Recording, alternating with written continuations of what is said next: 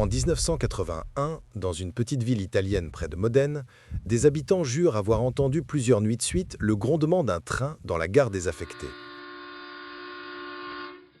Problème, cette gare n'en a plus vu passer de convoi depuis une dizaine d'années. Les témoignages affluent. Un couple dit avoir aperçu des lueurs de phare, un vendeur ambulant assure avoir senti la vibration des rails. L'affaire prend de l'ampleur, les journaux locaux s'en mêlent. On parle du treno fantasma. Certains curieux viennent exprès la nuit pour tenter d'observer le phénomène.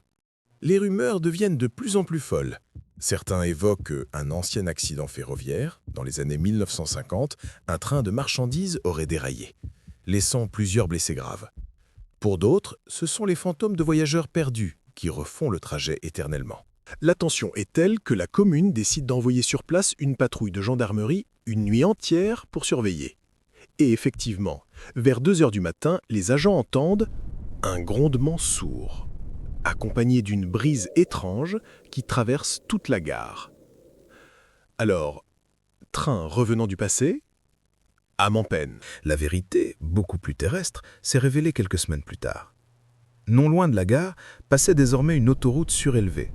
Des camions, lorsqu'ils roulaient à grande vitesse la nuit, produisaient une résonance acoustique en traversant le viaduc.